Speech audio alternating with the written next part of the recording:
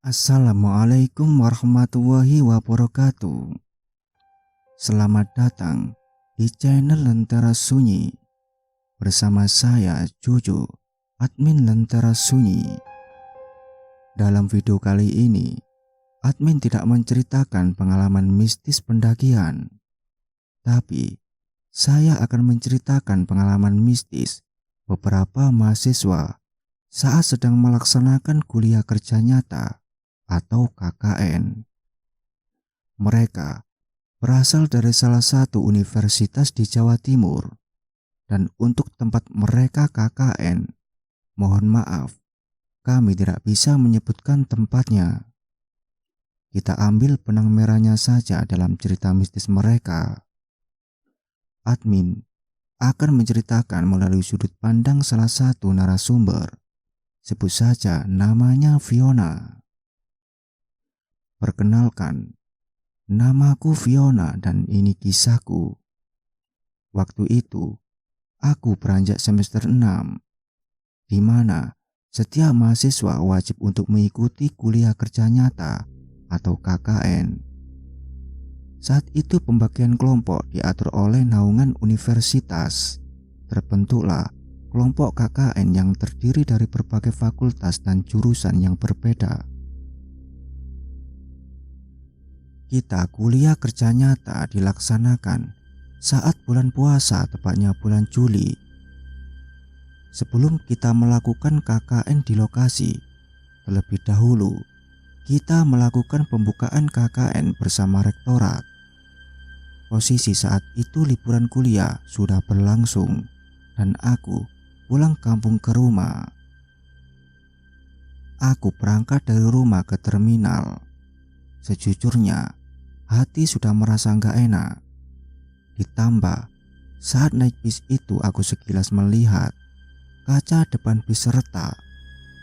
Padahal saat aku perhatikan kembali, kaca depan bis itu tidak retak sama sekali.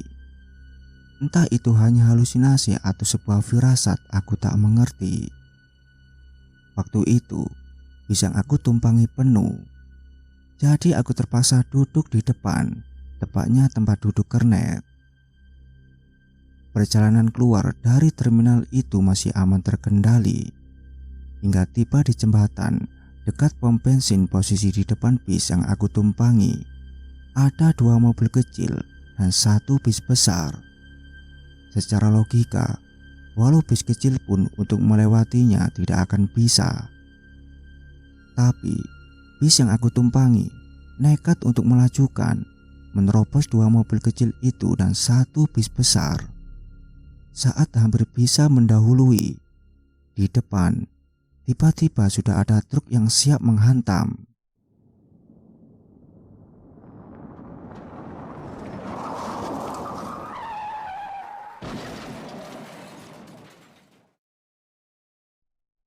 Sopir pun menghantamkan bis ke sisi kiri jembatan, tempat di sisi aku berada.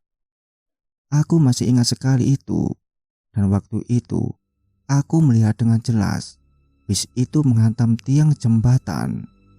Setelah itu, sopir membanting setir ke sebelah kanan. Kemudian, semua itu lenyap seketika. Saat aku tersadar, ternyata aku sudah berada di puskesmas terdekat dari lokasi kejadian kecelakaan. hal yang pertama aku pikirkan adalah mencari keberadaan tasku, berniat untuk menghubungi orang tua di rumah. Ternyata aku gak sadar saat itu kepalaku bocor dan darah sudah membasahi seluruh jaket yang aku gunakan. Seketika aku merasa syok dan menangis, sampai seorang suster mencoba menenangkan dan menyuruh untuk berbaring di kasur untuk menjahit lukaku yang terdapat jahitan 6 di kepala dan 4 di dagu. Tapi aku bersyukur masih hidup. Setelah ada orang yang baik hati meminjamkan handphonenya, aku pun menelpon orang tua. Dan alhamdulillah, sekitar 1 jam kemudian mama datang dengan teman kantornya, disusul oleh papa. Mereka tidak menyangka jika musibah ini terjadi. Ya, jika Tuhan memang berkehendak, maka terjadilah. Tetapi ingat, Tuhan selalu punya rencana indah di balik badai. Aku pun dibawa ke RSUD dan langsung dibawa ke IGD. Jika ingat kejadian itu, jujur, memang keajaiban luar biasa aku masih bisa selamat. Karena saat aku tahu bisa aku tumpangi begitu hancur, apalagi bagian depan, tepatnya bagian kernet tempat yang aku duduki, itu sudah hancur parah. Bahkan saat Om berkunjung ke rumah sakit, ia bilang bahwa nyawaku kayak kucing ada 7, selalu beruntung dengan keselamatan. Kemudian Om cerita bahwa tragedi yang terjadi setelah banting setir ke kiri dan terus banting setir ke kanan, bis itu terbalik dan terseret cukup jauh dan berputar 360 derajat. Dan Om bilang bagian tengah bis ada yang meninggal 2 orang. Betapa bersyukurnya aku masih diberi napas dan masih bisa berjalan. Aku dirawat di rumah sakit karena terkena kanker otak ringan. Harus istirahat selama seminggu di rumah sakit. Takutnya ada gejala yang membahayakan. Selama aku di rumah sakit, selama itu juga KKN berlangsung. Jadi aku hanya bisa memantau perkembangan melalui grup. Biasa saja, hingga banyak anak-anak perempuan chat privat ke aku. Katanya adanya keganjilan di tempat KKN kami. Jujur aku gak tahu apa itu. Sampai 1 orang cerita, yaitu Diana. Dia menceritakan duduk permasalahan awal di mana cewek-cewek lagi nongkrong di depan kamar. Saat itu maghrib. Hingga 1 orang bernama Dita berkata bahwa ada kuntilanak yang lagi melayang ke arah mereka. Otomatis anak cewek histeris dan lari masuk ke kamar. Tetapi Dita tetap terpaku di luar. Itu sudah keganjilan. Tapi mereka mencoba mengabaikan hal itu. Setelah kejadian malam itu, banyak perubahan sikap yang terjadi terhadap Dita. Bahkan ketika menjelang maghrib, lagi-lagi terjadi keanehan kepada Dita. Ia berjalan sendirian menuju kamar mandi lantai 1 dan sempat ditanya oleh Muiz, "Dit, lu berani sendiri ke bawah?" "Iya, aku berani ke bawah sendirian." Setelah itu berlalu begitu saja, Muiz melanjutkan kegiatannya. Setelah kejadian itu, Dita mulai menjadi aneh. Ia setiap malam menggerang seperti macan. Jujur, aku memang belum ke sana, hanya menduga bahwa Dita ditempeli oleh 2 makhluk. Tapi aku pendam, hanya bilang bahwa ia ditempeli oleh Mbak Kunti. Oh iya, di sini aku bukan indigo. Bahkan gak bisa melihat mereka yang tak kasat mata. Aku hanya bisa merasakan keberadaan mereka. 1 minggu berlalu, aku pun keluar dari rumah sakit langsung menuju tempat KKN berada. Sampai sana, aku disambut baik oleh mereka. Mereka banyak cerita. Aku milih tempat tidurku di tempat paling pojok. Hari pertama tidur di ruangan itu, ya, masih belum terjadi apa-apa. Hari kedua pun sama, sampai ada temanku yang jujur. Dia adalah teman yang paling resek yang ku kenal.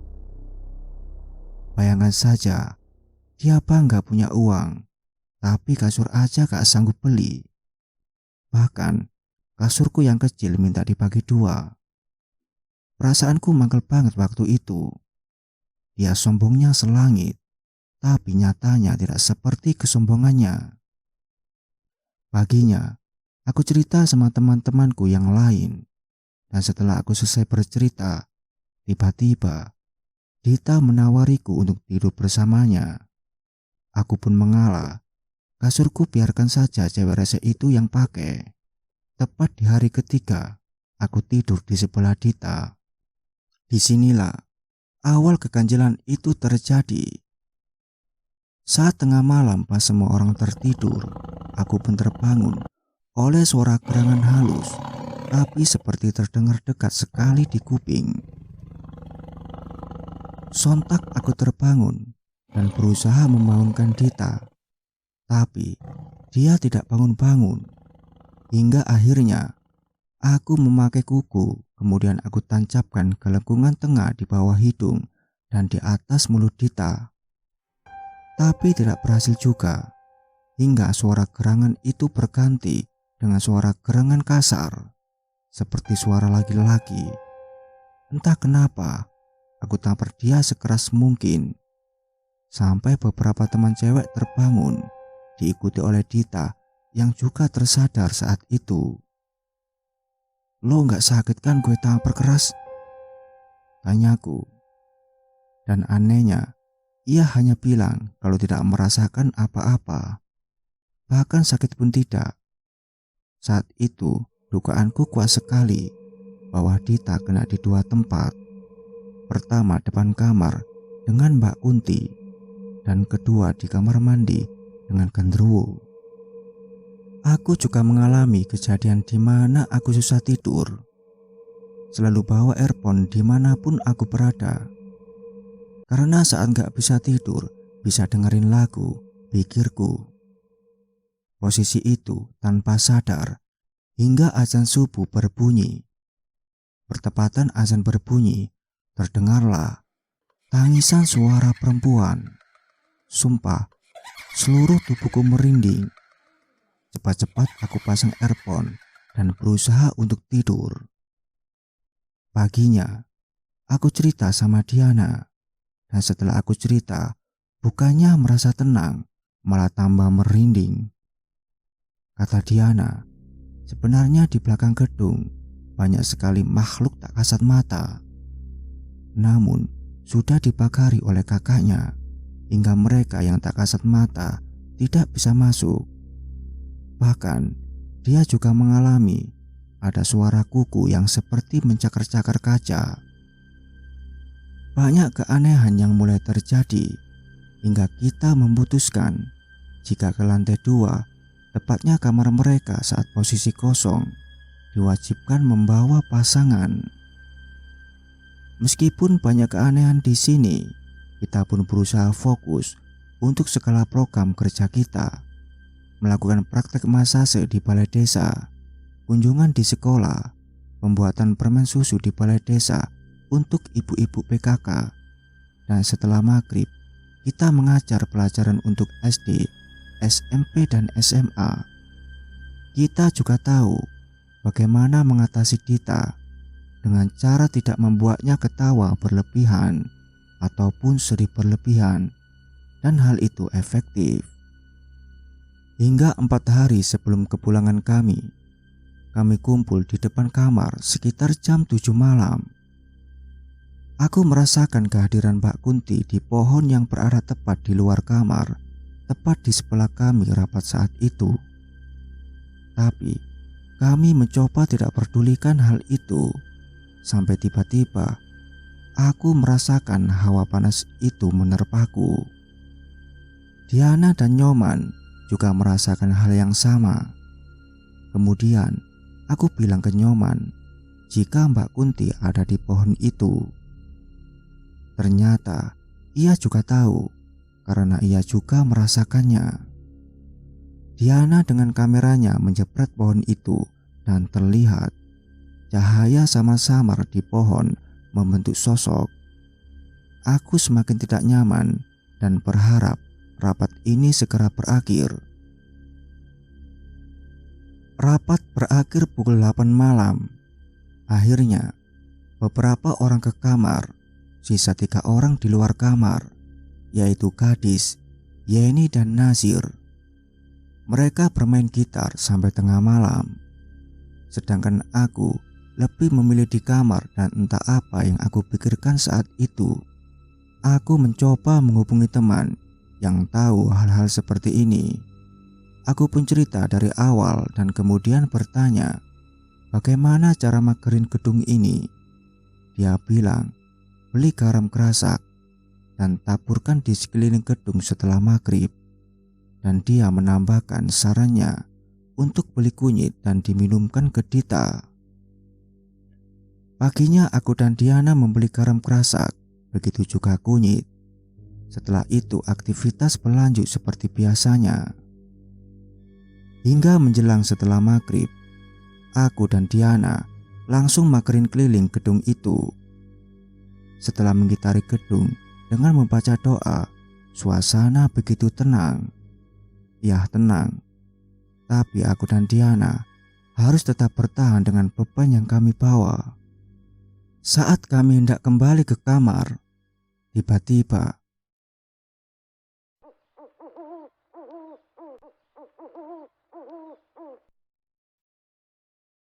badan kami terasa berat sekali.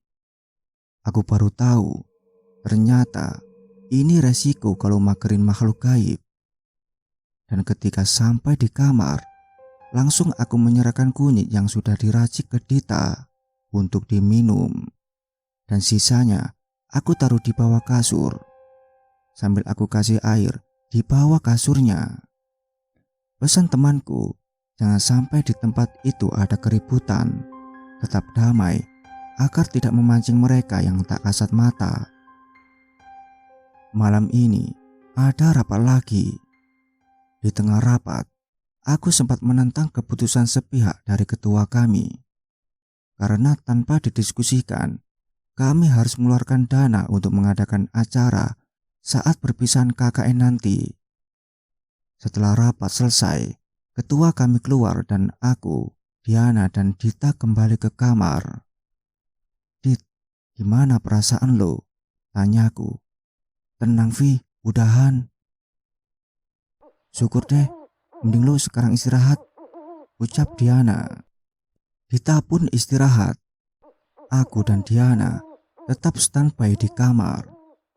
Karena jujur, beberapa hari ini aku punya firasat tidak enak tentang Dita. Takut Dita kesurupan, itu yang aku pikirkan. 2 jam berlalu dengan damai. Di kamar, ada beberapa teman yang sudah mulai tertidur. Tinggal aku dan Diana yang tetap terjaga, dan ada beberapa di luar kamar masih dengan guruan mereka. Saat itu, tiba-tiba di depan kamar, aku dan Diana mendengar suara seperti kursi yang ditendang sangat keras. Detik itu juga, Dita mengigau. "Aku numpahin air panas di pojokan," katanya sambil menangis. "Dit, bangun Dit," teriakku dan Diana mencoba membangunkannya. Aku berusaha membangunkan Dita dengan cara apapun. Hingga suatu ketika, ia pun terbangun dan menangis sesenggukan. Dia bilang badannya gemetar. Sesaat setelah itu, aku melihat mata Dita mulai melotot, disusul suara geraman dari mulutnya. "Lo harus lawan Dit, jangan mau dikuasai," ucapku mencoba menguatkan Dita. panik sekaligus takut yang aku rasakan saat itu. Aku pun mencoba membangunkan teman-teman yang lain yang masih tertidur.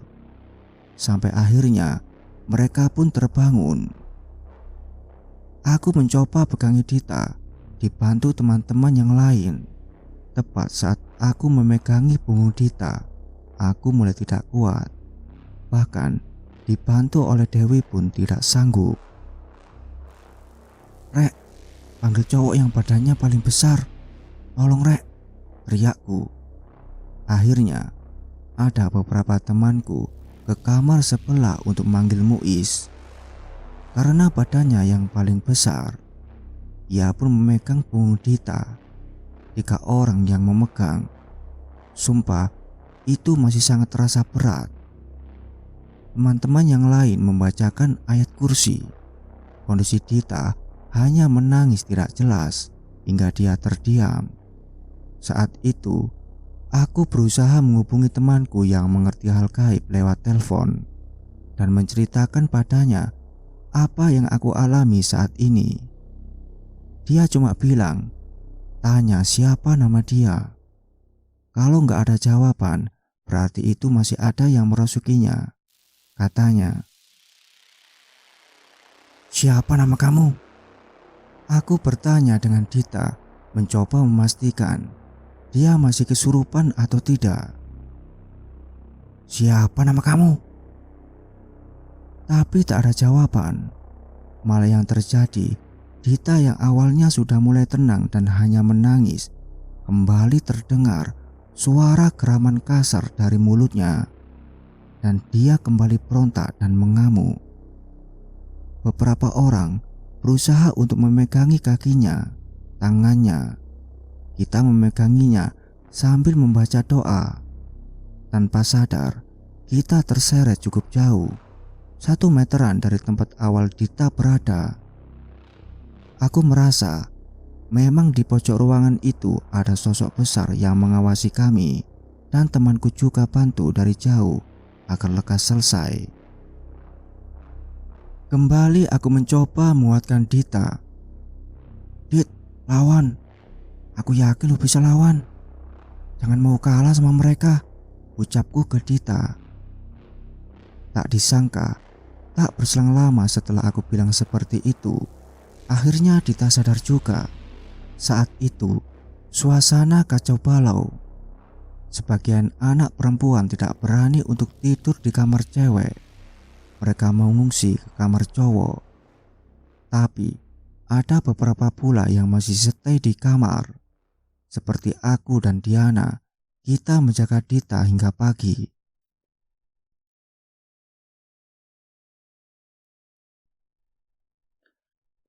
Sampai hari terakhir KKN semua damai. Tidak terjadi apa-apa. Kita beruntung tidak terjadi kembali kejadian beberapa hari yang lalu. Kita pun pulang ke rumah masing-masing dengan damai. Seminggu setelah KKN, aku sama Nancy, salah satu teman yang ikut KKN, main ke rumah Dita karena mendengar kabar bahwa Dita setiap menjelang maghrib diruqyah. Tidak hanya itu, beberapa teman kakak yang lain juga pernah diganggu oleh penunggu gedung itu. Ada 2 kategori, orang yang tengah malam berisik dan bertemu dengan Mas Genruwo dan ketemu dengan Mbak Kunti. Di rumah Dita, entah kenapa, aku ada pintasan bertanya. Bagiku gak wajar, tapi tanpa sadar tercetus begitu saja. "Dit, lo dibisikin apa sama Mbak Kunti?" tanyaku. "Aku disuruh lompat dari lantai 2, ucap Dita. Kaget, terkejut saat mendengar jawaban Dita. Untung dulu pas kejadian itu, firasatku benar. Misal aku dan Diana lebih memilih ikut nongkrong di luar, bagaimana nasib Dita? Aku gak bisa bayangkan itu semua. Dari ini semua, ada beberapa pembelajaran yang bisa aku ambil. Pertama, kita adalah tamu. Kedua, menjaga sopan santun, entah itu perbuatan atau perkataan. Ketiga, jangan pernah berisik di tengah malam, karena bukan manusia saja yang terganggu, tetapi juga makhluk tak terlihat. Dan keempat, jangan membuang sesuatu secara sembarangan di tempat baru, karena kita tidak tahu kondisi tempat itu bagaimana. Saya beritahu fakta yang ada, bahwa itu dulu adalah gedung sekolahan. Namun 5 tahun sebelum kami masuk, di lantai 2 dan 3 terjadi kesurupan massal, hingga pihak panti asuhan memutuskan agar lantai 2 dan 3 tidak difungsikan lagi. Lantai 2 baru berfungsi kembali saat sampai kelompok kami KKN di tempat itu. Itulah pengalaman Fiona dan kawan-kawannya saat KKN beberapa tahun yang lalu, di mana tempat dan lokasinya sengaja tidak kami sebutkan di sini demi menjaga nama baik tempat KKN tersebut berada. Wassalamualaikum warahmatullahi wabarakatuh.